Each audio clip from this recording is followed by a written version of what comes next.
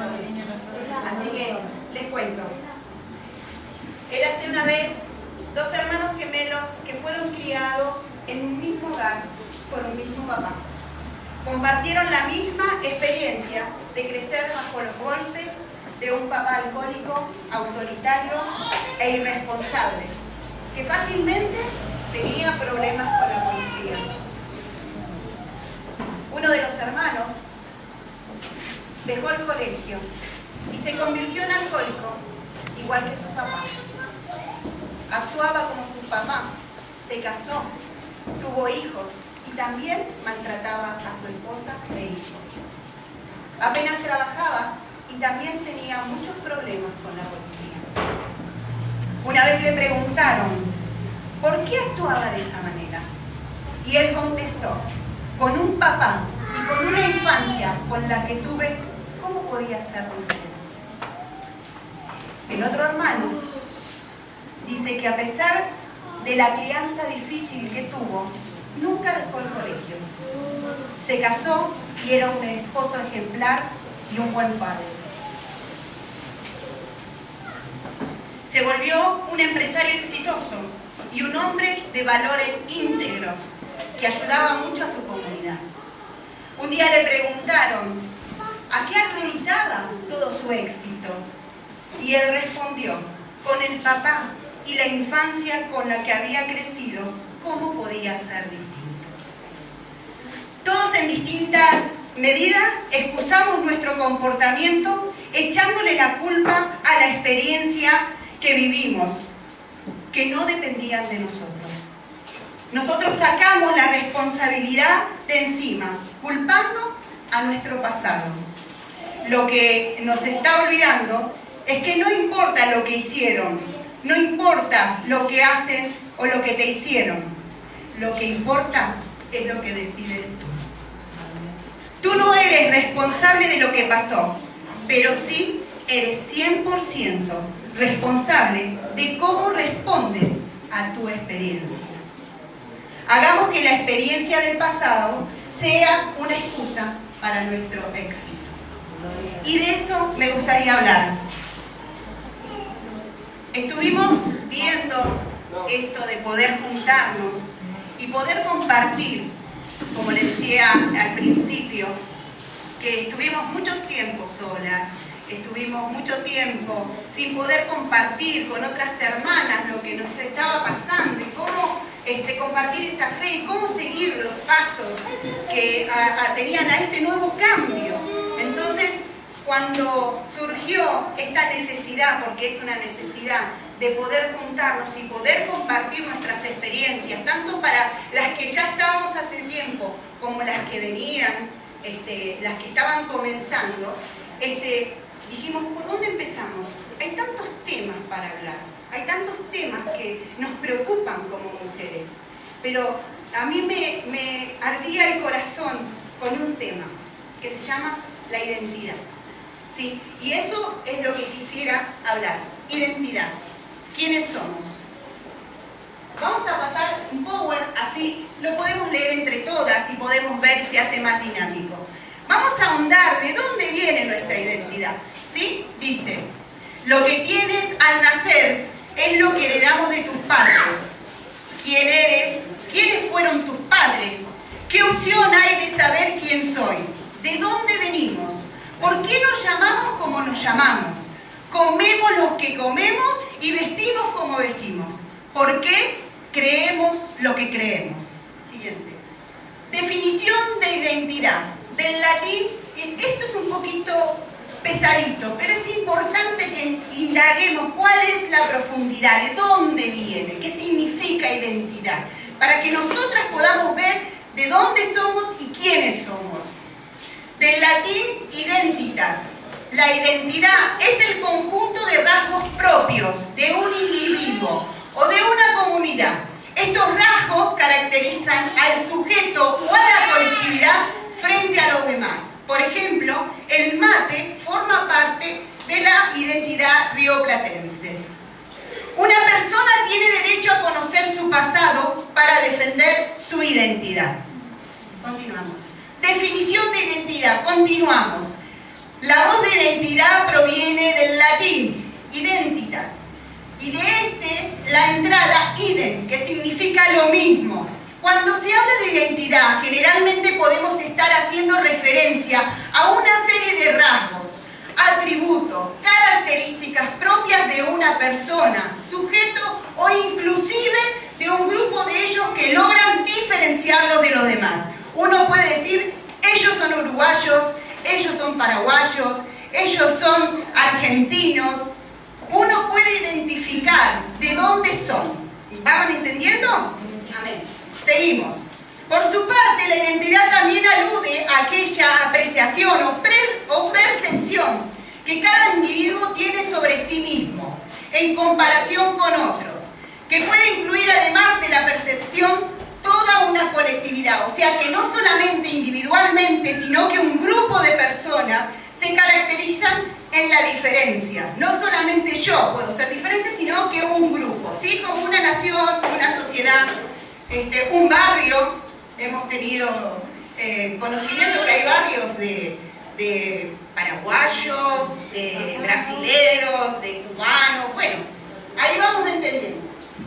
Y es la identidad la que se encarga de forjar y dirigir a una comunidad, definiendo así sus necesidades, acciones, gustos y prioridades, rasgos que los identifica y los distingue. Yo vivo en Floresta y los domingos se juntan gente de Bolivia y ellos traen su puestito con comida y uno los mira y ve las cosas que comen y ellos se identifican que son diferentes como comunidad. Ellos hacen una diferencia, su comportamiento, no solo ellos, sino el grupo. Continuamos. Acá vemos que definen la diferencia. Seguimos. Cabe destacar que muchas de esas características que erigen la identidad del ser humano suelen ser hereditarios o innatos de la persona. Sin embargo, ciertas particularidades de cada individuo emanan de la influencia ejercida por el entorno que le rodea. Como consecuencia, las experiencias vividas a través de los años. Eso es lo que ocurre cuando un chico es criado en una comunidad, como decíamos, tanto de una nacionalidad como de un grupo religioso. Como hoy podemos decir, podemos distinguir los que son evangélicos, los chicos que emanan de eso. ¿El entorno cuál es? Un entorno evangélico. El chico se va a comportar como ese entorno. Por ejemplo, los judíos. Usted claramente identifica quiénes son judíos y los hijos de los judíos se comportan como judíos, ¿sí? Entonces ese es el entorno que rodea. Pero ¿qué pasa? ¿De dónde viene esto? ¿De dónde viene toda esta influencia de la famosa colonización o evangelización?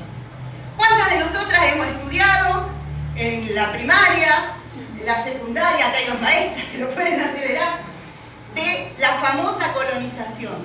Colón, ¿no? Que vino a traer de España, vino a colonizar las Américas. Pero lo que muchos no hemos aprendido en el colegio, que trajeron una influencia religiosa. De España salieron con una influencia religiosa. Isabel la Católica le dijo, ahora vas allá, pero llevas todo para que lo que ocurre acá, ocurra allá. ¿Está claro? Continuamos. Aquí están las famosas fotos que hemos visto en nuestros estudios, donde fueron colonizando, pero algunos se resistían. ¿Y qué pasaba con los que se resistían? Los mataban.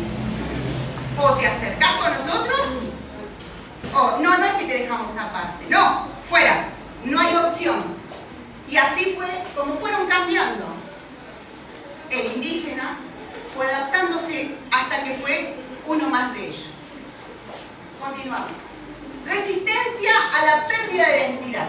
Muchos conocemos que hubo una nación que se resistió, también como muchas otras, como los indígenas. Y esto es el pueblo judío. Muchos que sufrieron el holocausto. Pero la diferencia entre ellos y los indígenas es que este era el pueblo escogido por Dios. y había un Dios que los defendía. Y hasta hoy pudieron prevalecer, aunque los seguían para matarlos. ¿No es así? Está en la historia. Pero sin embargo, se resistieron y fueron firmes en su identidad. Continuamos. Definición de identidad. Podemos seguir hablando y profundizando de esto. ¿Qué quiere decir? Podemos encontrar diferentes tipos de identidades en relación a la personalidad de un individuo. Entre ellas están la identidad cultural, que alude a todas ellas características en referencia a una determinada cultura. Abarca desde las creencias, costumbres, comportamientos, tradiciones, valores que posee una cierta comunidad que permite que sean identificados del resto. Esto habla de un grupo, de una cultura. Siguiente, la identidad personal, individual. Es aquella que posee a cada persona cuando le es otorgado un nombre y un apellido. Yo soy Adela Luque. Y se me dio una identidad personal, pero también tengo una influencia cultural. Continuamos con la próxima. Seguimos. La identidad nacional. ¿Qué significa eso? Hace referencia al estado o sentimiento de identidad que tiene cada persona perteneciente a una nación. Yo soy argentino, como muchos hemos escuchado. Yo soy uruguayo. O territorio que puede incluir aspectos como cultura o lengua. ¿Cuántos de nosotros conocemos personas que siguen hablando lenguas originarias de donde vienen? ¿Sí? Identidad de género. Bueno, esto es otro aspecto que habla, que comprende al grupo de sentimientos o pensamientos en relación a una persona que posibilitan identificarse con un género. En particular, identidad que logra diferenciarse de la identidad sexual. Esto es el género femenino y masculino. Quitar la identidad. Y aquí comienza el tema. Entendemos lo que es identidad, pero ahora vamos a ver el gran problema. El enemigo trata de anular o robar nuestra identidad, lo que nosotros somos en Mashiach. Y ese es el punto de quiebre que tenemos que tratar nosotras. Hubo alguien que planeó quitarnos la identidad. ¿Desde dónde y por qué? Nosotros hasta aquí hemos llegado con un montón de influencias, ya sean de nuestros padres, de nuestros antepasados, de nuestro entorno, de la cultura, de la sociedad, de la nación donde vivimos. Pero eso, ¿tiene que ver con el Eterno? Seguramente que no. Estamos muy lejos. Entonces, entendiendo de dónde salimos y quiénes somos, ahora vamos a ver hacia dónde vamos. Continuamos. Quitar la identidad es algo que ya lo podemos ver en la Biblia. La historia famosa de Daniel. ¿Cuántos conocen a Daniel? ¿Sí? Daniel, un joven que fue apresado por Babilonia, fue capturado y llevado a Babilonia. ¿Y qué pasó? En el libro de Daniel, capítulo 1, vemos el relato del rey Nabucodonosor, que quiso quitar la identidad de Daniel y sus compañeros a través de varios aspectos. Y este es un patrón importante para que nosotros detectemos cómo fue que le quisieron quitar la identidad. Primero, cambiar su idioma, cambiar su lenguaje, cambiar cómo él hablaba. Ellos tenían una identidad como pueblo de Israel. Servían y adoraban a Hashem, el Dios vivo. Segundo, cambiar su comida. El pueblo judío cumplía con una dieta especial, mientras que en Babilonia se comía lo sacrificado a los ídolos. Preparación en Babilonia. La instrucción. Durante 3 años debían ser formados con el estilo de la vida de Babilonia. Esta fue toda la influencia que recibió Daniel, y esto lo podemos leer en el libro de Daniel. Y por último, le cambiaron el nombre. Dice, para los judíos el nombre tiene un significado muy importante. Y Nabucodonosor trata de borrar la identidad de estos varones cambiándole el nombre. Veamos cómo. La siguiente, por favor. ¿Qué hizo Nabucodonosor? El nombre hebreo, ¿cuál era? Daniel. ¿Qué significa? Hashem es mi juez. Pero ellos ¿qué dijeron? No, se va a llamar Belsasar. ¿Qué significa Belsasar? Bel protege su vida. Bel era una identidad, un ídolo babilónico. ¿Ven? Ahora ya lo llamaban el ídolo que protege tu vida. Trataban de influenciar a través de su nombre. Porque el nombre es muy importante, porque es lo que influye en la persona, diciendo la característica y lo que yo quiero que la persona sea. Fíjense en Ananías. El Señor ha sido bondadoso, significa. ¿Pero qué hicieron? Le pusieron Sadrach. Yo soy muy temeroso. Yo soy muy temeroso. Vení. Temeroso, vení. Fíjense la influencia que querían ejercer sobre estos jóvenes. Porque eran jóvenes. Misael. ¿Quién es lo que Dios es? ¿Y cómo le pusieron? Mesac. Yo no cuento para nada. Qué terrible, ¿no? Y qué importante que es el nombre. Y por último, Azarías. El Señor ha ayudado y le pusieron a Abednego, siervo del que brilla. Obviamente estamos hablando de una entidad, un ídolo babilónico, ¿no? Continuamos. Babel significa confusión. El propósito de Nabucodonosor era confundir a los muchachos judíos. No nos dejemos atrapar por el espíritu babilónico de confusión. Abramos los ojos, identifiquemos lo que está sucediendo. En el versículo 8 vemos la identidad bien definida de Daniel. Daniel sabía bien quién era. ¿Y qué dijo? La convicción de su corazón de no dejar de influenciar por la corriente de Babilonia dice: Daniel propuso en su corazón no contaminarse con la comida del rey. Todos conocemos esa historia, ¿verdad?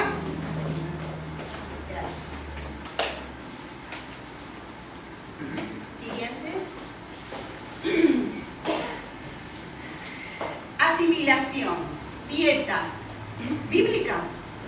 Uno dice, pero ¿qué tiene que ver la comida con todo esto? Veamos de dónde viene y por qué. A veces uno dice, pero ¿es tan importante lo que uno come? Miremos desde dónde comenzó. Sincretismo cultural. Ahora vamos a investigar qué significa sincretismo, porque yo también lo tuve que buscar. ¿Qué quiere decir eso? Sincretismo cultural, que se expresa en las comidas y costumbres religiosas, como la fiesta de Tirana y comidas como el charquicán. Sincretismo es la combinación o mezcla de aspectos culturales españoles indígenas. Es lo que hizo cuando vinieron a colonizar. Ellos trajeron sus comidas, acá los indígenas tenían las de ellos, conciliaron e hicieron algo nuevo. Eso es sincretismo. ¿Y aquí dice?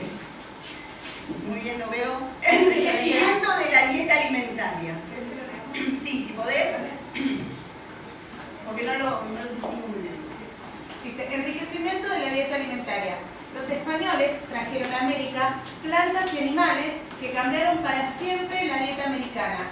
América también aportó a la dieta europea importantes vitaminas y minerales trasladadas a través de una gran cantidad de plantas que fueron llevadas al viejo continente. Actualmente el trigo, el maíz, el arroz y la papa son las cuatro originarias de América, el maíz y la papa. O sea, de Europa, el viejo continente, trajeron sus alimentos, de acá había otros, e hicieron un trueque. Pero también llegaron a un concilio de vamos a hacer algo nuevo. Eso es sincretismo. Continuamos. ¿Qué es sincretismo? Como sincretismo se denomina el proceso mediante el cual se concilia o amalgaman diferentes expresiones culturales o religiosas para conformar una nueva tradición. La palabra como tal proviene del grupo griego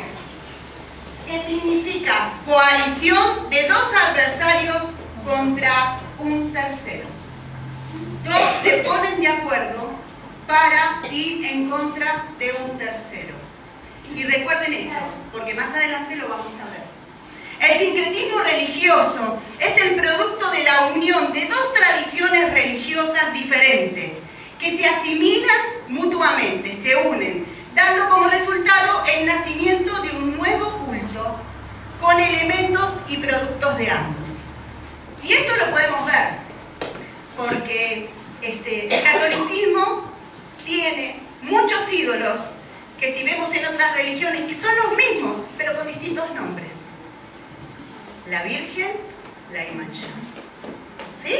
Hay muchos paralelos que de los dos hicieron un concilio. Son los mismos, pero le vamos a llamar de otro nombre para que quede bien y se haga algo nuevo, pero sigue siendo lo mismo. Continuamos. Como sincretismo cultural se conoce el proceso del mestizaje o transculturación que se produce a partir de la unión de distintos pueblos, razas, creencias, tradiciones culturales, que se arrojan como resultado una nueva identidad híbrida, mestiza, con características y elementos propios de todas las culturas que se fundieron. En este sentido, el ejemplo más palpable del sincretismo cultural es Latinoamérica. Aquí es donde hay más mezcla, aquí es donde se mezclan todo. Mi esposo me contaba, en Uruguay, los morochos, los negritos, esos azules, se mezclaron con los blancos y salieron los retintos, los pardos. Y así, en todo eso ocurrió acá. Los mestizos, que no son ni de un lugar ni de otro, es una nueva raza. Vuelve para atrás, todavía no terminamos.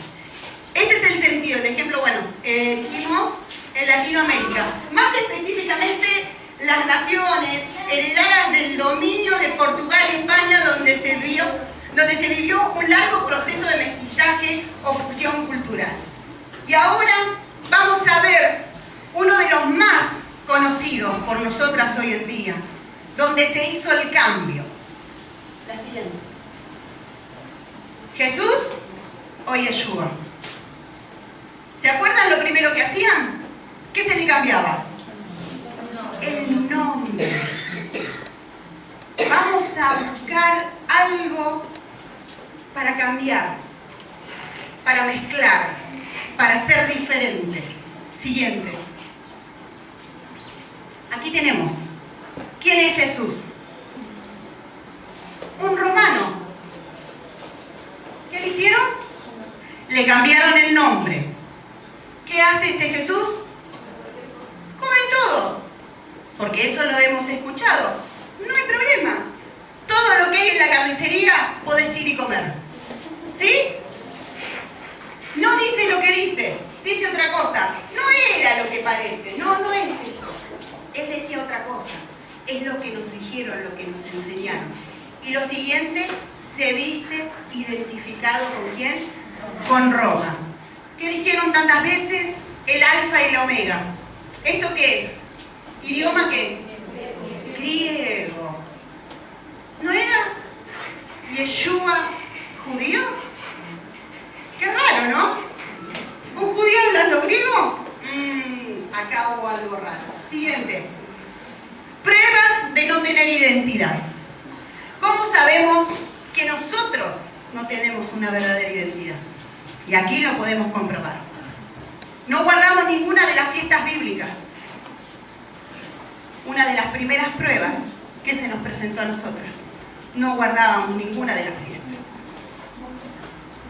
¿Quién sí guarda todas? Judá guarda todas las fiestas.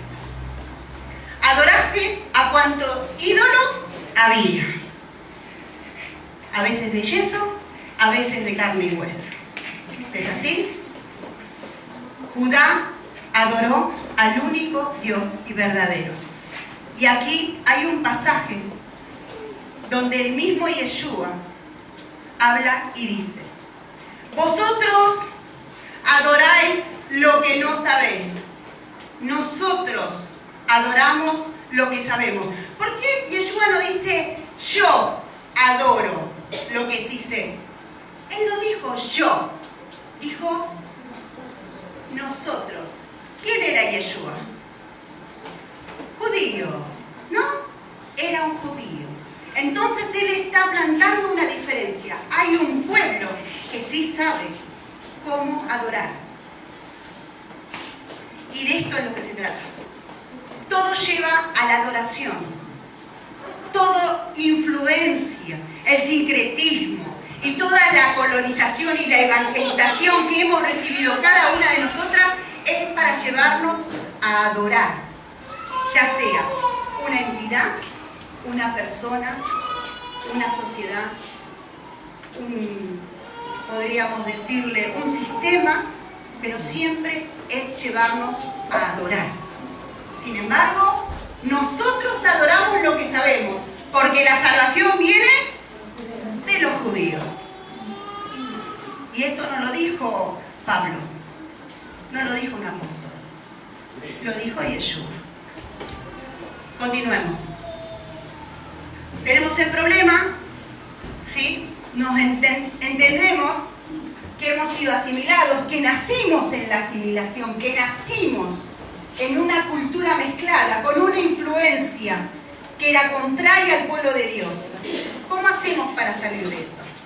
¿Cómo hacemos para retornar a la verdadera identidad? A la identidad del pueblo de Dios, del pueblo que Él escogió, del único que se mantuvo. Aquí tenemos una que sí lo pudo hacer y que nos dejó marcado para que podamos seguir esos pasos. ¿Cuántos conocen a Ruth? La extranjera, la moabita, la que no tenía posibilidades de ser parte del pueblo de Dios. Es más, se decretaba que estaba 10 años, 10 generaciones para poder llegar. Y ni así. Imagínense cuán lejos estaba Ruth. Pero sin embargo, Ruth tomó una decisión. Y este es un precedente que va a marcar el cambio fundamental para la vida de Ruth. Y es un patrón que se debe cumplir en cada una de nosotras. Y es la llave para el retorno. Miren lo que dijo Ruth. Que tu pueblo sea mi pueblo y que tu Dios sea mi Dios. Dos cosas. Tu pueblo, una nación, una identidad, una cultura. Y después, un Dios, una adoración. Ese patrón es el importante. Ese es el patrón y en ese orden. Porque cuando nosotros queremos adorar, que tu Dios sea mi Dios, si no tenemos la primera parte, ¿saben lo que es? Evangelio. Dios, yo amo a Dios, Dios es todo para mí. Yo amo a Dios y yo sigo a Dios y sirvo a Dios y... ¿Qué pasó? Nos dimos cuenta de que no conocíamos a Dios. ¿Por qué? Porque nos faltaba esta primer parte, lo cultural, el pueblo, la instrucción, ¿cómo? ¿Quién es? ¿Hacia dónde voy? ¿Qué necesito saber? ¿Qué Él dejó para su pueblo? ¿Y qué hizo? Se lo dijo a Noemí. ¿Quién era Noemí? Una judía, una que sabía, una del pueblo. Le dijo, Noemí le enseñó las costumbres. Hablar, siniut es el vestido, es la forma de vestirse, etc. Ruth obedeció todo lo que Noemí le dijo. Esto está en Ruth 3:5. Y dice, Ruth obedeció todo lo que Noemí le decía. ¿Se dan cuenta cuán importante es esta fórmula?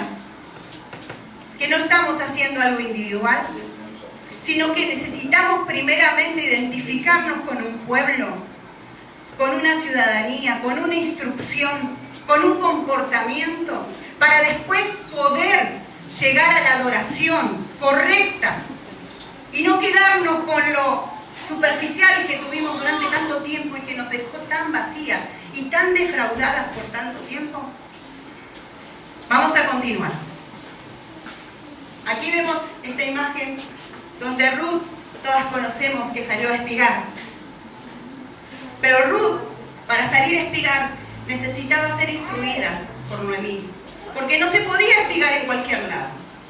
Había una ley que decía que en tal parte de las cosechas no se espigaba totalmente para dejarlo al pobre, al huérfano, al extranjero, a la viuda. Como Ruth, una extranjera, una moabita que fue instruida en Moab, lejos de la instrucción del Eterno, lejos de conocer Torá, lejos de saber lo que Dios quería para su pueblo, podía saber esto. Solo una judía como Noemí podía enseñarle cómo debía hacerlo. ¿Se dan cuenta? ¿Se dan cuenta cuán importante es eso? Continuamos. Ruth y Noemí habían perdido su herencia. Y esto es un poco para explicarles. Esta era la herencia de las 12 tribus. ¿Ven qué grande es este mapa? ¿Cuánto cubre? Sin embargo, esto es lo que está el día de hoy. ¿Por qué? Las 12 tribus se convirtieron en 2. 10 se fueron y perdieron su herencia. Y este pedazo que ustedes ven acá termina siendo solo esto. Todo lo demás se perdió. Se malgastó. Vinieron otros y lo tomaron. Y se quedaron sin su porción, sin su herencia. Continuamos. Aquí tenemos el otro ejemplo de alguien que lo perdió todo. Todos conocemos la historia del hijo pródigo que vuelve. El padre dice, ¿qué hace cuando el hijo pródigo vuelve? Cambia sus vestidos. ¿No importa lo que yo llevo encima? No, parece que sí, ¿eh? Parece que es muy importante para el Eterno. Y de hecho lo estamos viendo. Un patrón fundamental. El padre hace una fiesta. Lo hace conocer. ¿Y qué pasa? Y come el cordero. Esto está en Lucas 15, 22, 23. ¿Pero qué pasa? Este hermano menor tenía un hermano mayor. Y el hermano mayor tiene la herencia. Él no la perdió. Él siempre estuvo en la casa. ¿Sí? Siempre estuvo con el padre en la casa. ¿Pero qué pasó con el hermano mayor? Cuando vio que el menor volvió después de haber malgastado todo. Se enojó y no quiere comer el cordero. Y hace fiesta sin el cordero hasta hoy. Y eso es lo que ocurre hoy en día. Porque Judá no puede disfrutar del cordero. Algo que el Padre dio para nosotros, para celebrar los que habíamos vuelto. ¿Vieron cómo se repite? ¿Vieron que el Eterno no dejó nada al azar? Que todo tiene un patrón y todo tiene una dirección con un propósito. Pero necesitamos esta instrucción, necesitamos esta dirección. Continuamos. Y esta es el propósito que el Padre quiere. Que las dos casas sean una. Judá, el que siempre estuvo, y Efraín, que vuelve. Siguiente. Importancia de la mujer para la identidad. Y aquí empezamos nosotras. ¿Sí? Porque no solo nosotras necesitamos individualmente entender de dónde estábamos, hacia dónde vamos, cómo lo hacemos, pero cuál es nuestro papel como mujeres. Cuán importante es el rol de mujer. Estar detrás de un púlpito, tener un liderazgo, tener un cargo, saber más que otras. Vamos a ver. Una de las más conocidas, y muchas porque lo ven en la tele, la madre de Moisés. La madre de Moisés. Qué papel importante que tuvo la madre de Moisés. Dice que ella, cuando vio al niño, lo escondió por 3 meses. 3 meses escondió ese niño. ¿Y después qué hizo? Hizo una cesta, la calafateó y la puso en el río. Pero ahí no termina el rol de la mujer. Ahí empieza el rol de ¿quién? De la hermana de Moisés, Miriam. Una mujer que también cumplió una función importante. Es mirar, es vigilar, es cuidar. y fue quien cuidó ese cesto, y que cuando el cesto se fue la primera que se acercó ¿a quién? A la hija de Faraón, para decirle: no se preocupe, yo conozco a alguien. ¿Vieron qué importante que es? No estaba frente a multitudes, no estaba detrás de un carro, estaba cumpliendo un rol sumamente importante que iba a cambiar la historia de todo el pueblo de Israel. Algo que a veces, muchas veces no se ve, pero que cambia. ¿Y cuándo? ¿De quién es hijo? ¿De la hija de Faraón o de una hebrea? Pero fue criado como un egipcio, como un príncipe, ¿no? Le enseñaron su identidad. ¿Quién fue que marcó la identidad de Moisés? La mamá. Porque cuando la hermana le dice a la hija de Faraón: yo tengo alguien que lo puede criar hasta que sea mayor, hasta que sea más grandecito, hasta que sea destetado, o sea, hasta que tenga 7, 8 años, más o menos, yo tengo a alguien. ¿Quién era? Su propia madre, la cual marcó, la cual le enseñó, le instruyó y le dijo: vos no sos egipcio, vos sos hebreo, vos fuiste escogido, vos tenés un propósito. Venimos de Abraham, Isaac y Jacob. Hay una promesa, hay algo que el Eterno quiere con nosotros. Somos una nación, somos un pueblo. Y eso marcó la diferencia en Moisés, marcó la identidad. Cuando él llegó a palacio, él sabía bien claro quién él era. Tanto es así que vemos que él tiene una crisis. Dice que cuando él estaba en palacio vio que un egipcio golpeaba ¿a quién? A un hebreo, a uno de su pueblo. Y ahí nace ¿qué? La justicia de él, obviamente equivocada. Pero él salió de su corazón su identidad. Es uno de mi pueblo. ¿Qué está haciendo este golpeando a uno de mi pueblo? Y ahí ocurre la crisis. ¿Me quedo acá o me voy allá? Y él dijo: me voy allá. Y lo defiendo. ¿Y qué pasó? Tuvo que huir, porque su vida corría peligro. Se identifica con el pueblo. Después tiene un encuentro contigo. ¿Vieron que el patrón se vuelve a repetir? Se identifica con un pueblo y después tiene un encuentro con Dios. Porque no tuvo un encuentro cuando fue a defender al hebreo. No tuvo un encuentro en palacio. No tuvo un encuentro cuando estuvo con su madre. Después que se identificó con un pueblo, recién ahí después tuvo un encuentro con Dios. El patrón vuelve a repetirse. Continuamos. ¿Quién es tu madre? Y esta es una pregunta para nosotros. ¿Quién es nuestra madre? ¿Quién marcó nuestra identidad? ¿Quién fue que nos dijo quiénes somos? Esa identidad te incluye en un pueblo. ¿Te romanizaron? ¿Cuántos teníamos? Ah, yo soy católico, apostólico, romano. No voy a la iglesia, no rezo el rosario, pero soy católico, apostólico, romano. ¿Cuántos dijimos eso?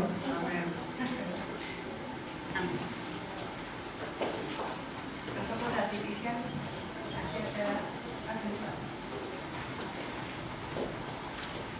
te paganizaron. ¿Por qué? Porque cuanto ídolo había, servíamos. Te gentilizaron. Uy, qué palabra fuerte. Gentil. Que a veces la tratábamos como si fuera un título para nosotros, con mucho orgullo. Nos enseñaron, decían: ah, yo soy gentil. Pero no es una palabra agradable, no es un título de que jactarnos. Por el contrario, gentil es uno que está afuera, nunca puede estar dentro. Y eso lo podemos ver en Apocalipsis. ¿Por dónde van a entrar? Por las 12 puertas, dice. Ahora díganme, ¿dónde está la puerta de los gentiles? ¿Alguna la leyó? ¿Alguno lo vio? ¿Cierto que en la Nueva Jerusalén no hay una puerta para los gentiles? solo hay 12 puertas y son para las 12 tribus. Roma no es tu madre. Ella nunca fue tu madre. Tú no eres de Roma. Tú no vienes de ahí. Desde el momento que abrió tu corazón en querer conocer este Eterno, ahí se marcó la diferencia de decir, no soy de ahí. Jerusalén es tu madre. Y acá me gustaría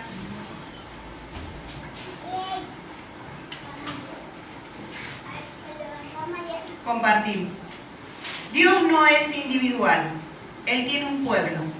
Si bien todos conocemos que Él es el Dios de Abraham, Isaac y Jacob, pero hasta ahí. ¿Por qué? Después, ¿quién es? El Dios de Israel. Es cierto, comenzó con un hombre, con Abraham, continuó con Isaac, y después Jacob, que se convirtió en Israel. Israel saca un pueblo. ¿De dónde lo saca? De Egipto. Si alguien quería salir de Egipto, ¿podía salir solo? ¿Cómo se podía salir? Con el pueblo. Todos los que quisieron salir, ¿salieron cuándo? Cuando el pueblo salió. ¿Qué pasaba cuando estaban en el desierto? ¿Podían irse por un lado o por otro? No, morían. Necesitaban estar con el pueblo. La redención es personal. Y esto lo podemos ver cuando ocurrió la muerte de los primogénitos. Cada uno debía pintar el dintel de su casa y eso redimía a esa casa. Pero la salvación fue colectiva. La salvación ocurrió cuando salieron de Egipto. ¿Se entiende esto? Que para salir necesitamos ser parte de un pueblo. Necesitamos unirnos a un pueblo. Pero un pueblo tiene una identidad. Una identidad tiene una cultura. Tiene una influencia, una instrucción. Necesitamos ser empapadas en cuanto a esta instrucción, a esta cultura, que tiene que ver con nuestro idioma, que tiene que ver con lo que comemos, que tiene que ver con lo que vestimos, que tiene que ver con lo que hablamos. Y eso es lo que hace la diferencia en nosotras. Y lo que nosotras podemos hacer la diferencia con los que vienen después. Porque usted puede cambiar la historia de su familia. Usted puede hacerlo. Es cierto, como decía el cuento al principio, nosotros no somos responsables de dónde venimos, pero sí somos responsables de lo que viene después. Y de eso se trata. El papel primordial de la mujer. De entender de dónde estábamos, de lo que necesitamos y hacia dónde vamos, y cómo salimos, cómo hacemos para volvernos. La pregunta que todas tenemos, ¿cómo hago? ¿Me tengo que vestir de judía ahora? ¿Soy una judía ahora?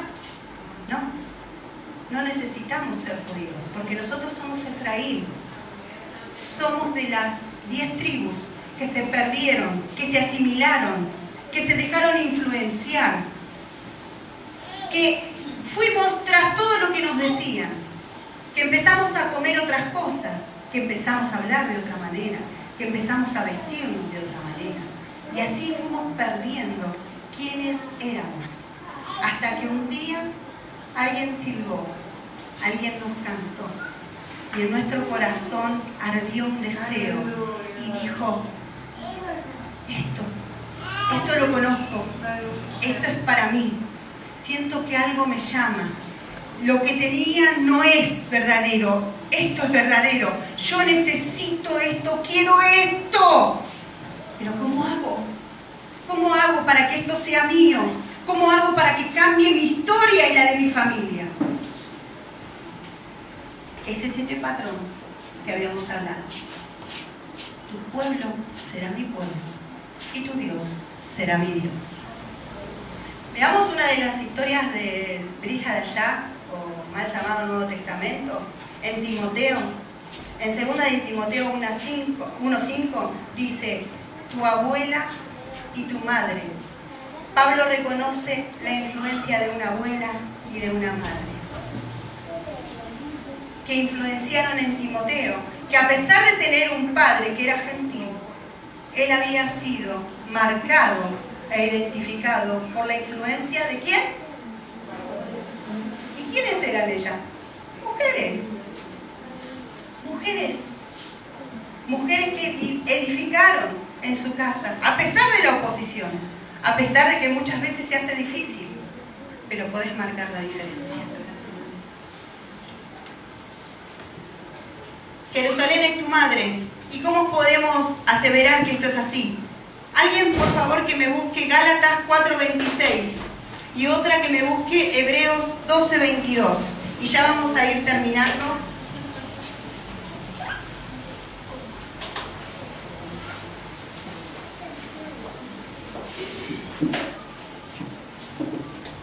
Gálatas 4:26 y Hebreos 12:22.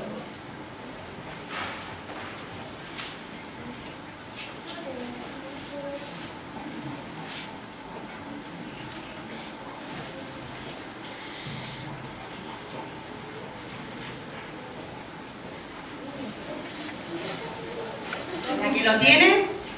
Gálatas 4:26. ¿Quién lo tiene? Yo tengo Hebreos. Bueno, dale. Más, la Jerusalén de lo alto es libre y ella es nuestra madre. Jerusalén es libre y es nuestra madre. Esa es tu madre. Hebreos 12:22. La que lo tenga, por favor, que lo lea.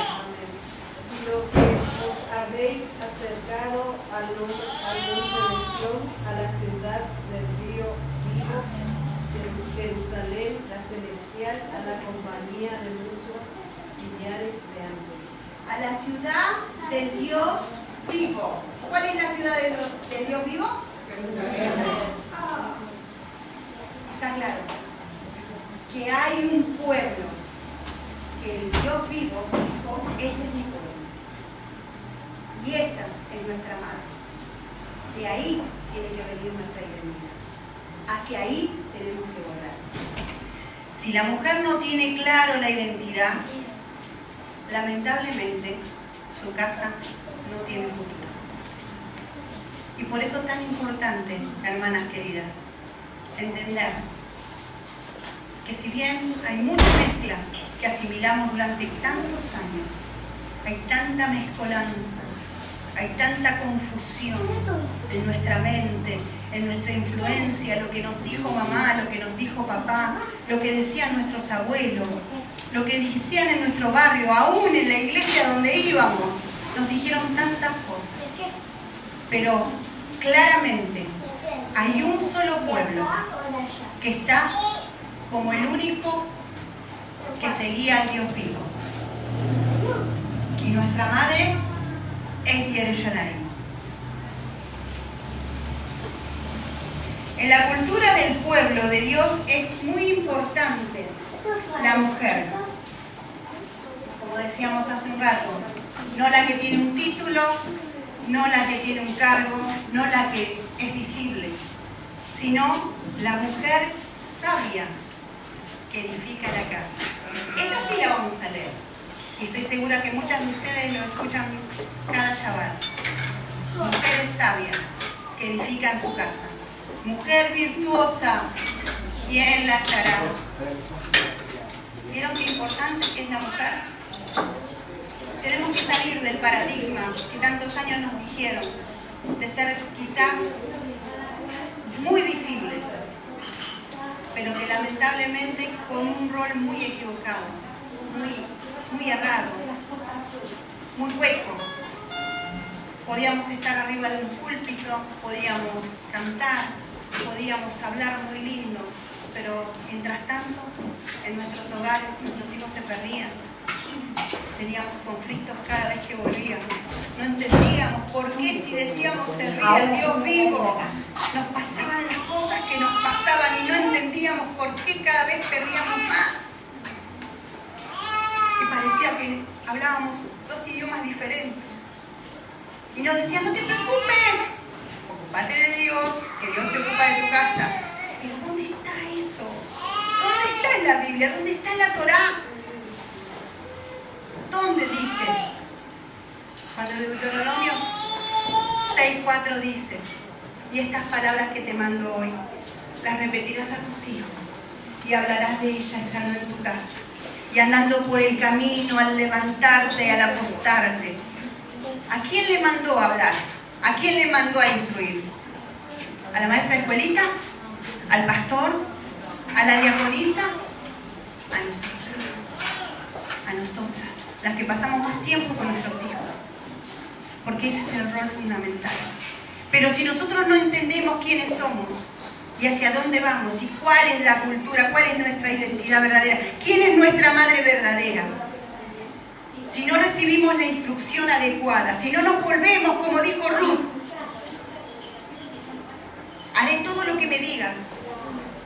Y no se lo dijo a cualquiera, no se lo dijo a Orfa, no se volvió hacia atrás, sino que entendió que el Dios de Noemí era el Dios verdadero. Ruth 3:11.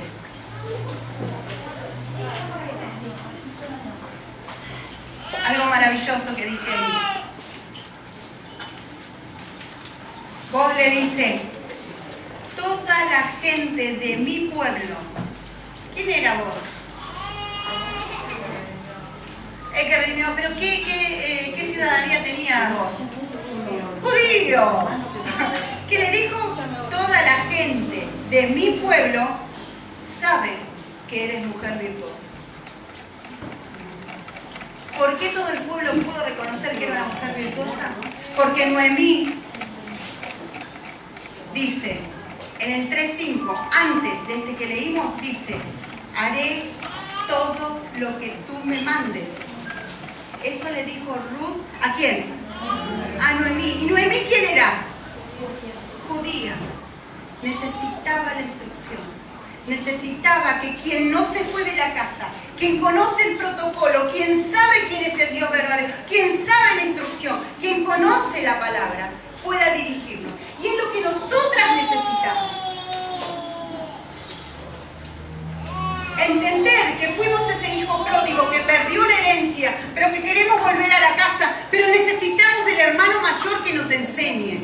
Y eso es fundamental, hermana, y eso es lo que yo entendí, que es primordial que lo tengamos claro para saber cuál es nuestra identidad, que no somos Judá, que somos Efraín, que tenemos el Cordero, que hemos celebrado con el Cordero, que comimos el Cordero, que las bendiciones, que conocemos el Ruach, que conocemos el Espíritu, pero que Judá es el que tiene la herencia, la terrenal, el hermano que estuvo siempre en la casa.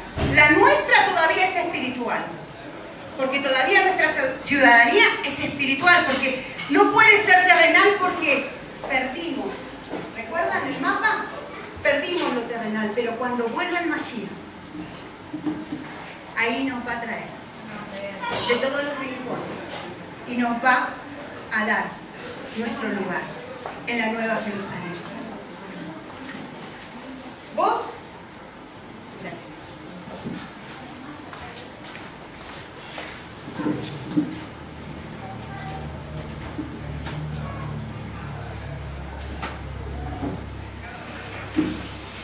En Ruth, capítulo 3, 11, dice, ahora pues, le dice vos, ahora pues, no temas, hija mía, yo haré por ti todo lo que tú digas, pues todos en mi ciudad saben que tú eres mujer virtuosa. Y acá tenemos, ¿cómo decirlo?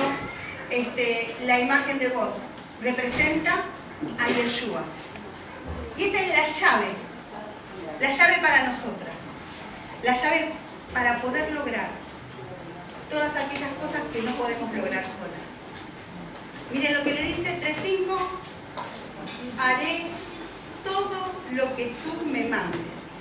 Eso primero le dijo Ruth a Noemí. Y como resultado de eso, en el 3:11 entonces vos, que representa a Yeshua, le dice, yo haré contigo lo que tú digas. Búsquelo, 3:11. Ruth 3:11. Así que Yeshua dice, yo haré contigo todo lo que tú digas. Qué bárbaro, ¿no? El Eterno responde a un comportamiento, responde a una obediencia de parte de Ruth. Es la que primero dijo, yo haré todo lo que tú me mandes, enseñame que yo voy a seguir todo. Y después vos, ¿qué le dices? Yo haré contigo todo lo que tú digas. ¿Vieron que nuestro comportamiento tiene un resultado?